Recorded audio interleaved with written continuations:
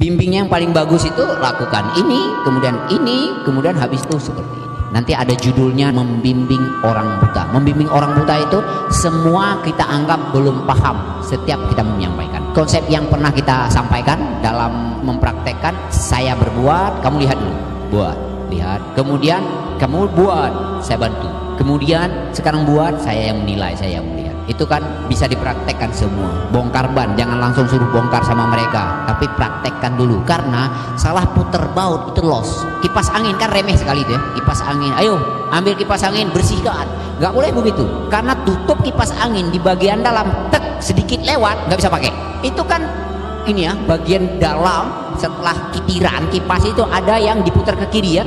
Itu sedikit lewat nggak bisa pakai. Maka jangan salahkan mereka, jangan marah kepada santri, kepada istri itu ketika nanti gagal. Caranya apa? Ini bukanya ke kanan. Ada juga kadang orang belum tahu kan, itu kalau misalnya refleks orang muter ke kanan, ayo buka semua, itu dia mengencengkan dan dol. Begitu juga sebaliknya. Maka kita sampaikan kepada anak-anak, oke, lihat Ustadz buka satu, kemudian meletakkannya. Jangan sampai dalam praktek itu kelebihan baut ya. Bautnya ada 7, tapi setelah dipasang kok masih ada sisa.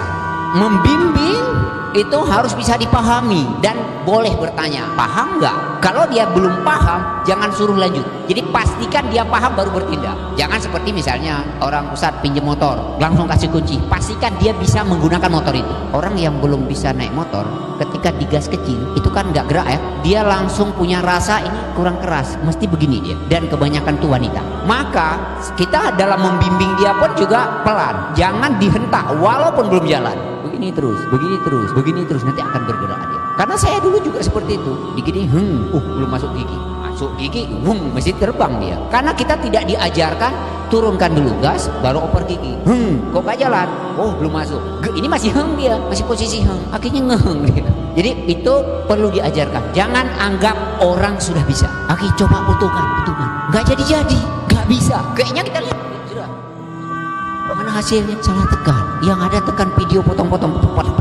Ini bukan meremehkan. Artinya orang yang naik ke dalam pesawat itu bukan orang pertama, mesti orang berkali-kali. Ya kan? Orang naik ke pesawat itu orang pernah dia pertama memang, tapi yang banyak. Jadi kalau istilahnya dalam pesawat itu muat 200, mungkin yang pertama 50 lah. Tapi 150 orang itu orang yang sudah berulang-ulang naik pesawat, tapi diajarkan juga. Maka nanti ada satu kalimat, mendidik dan membimbing anak itu nggak ada batasnya sampai akhir hayat. Kenapa?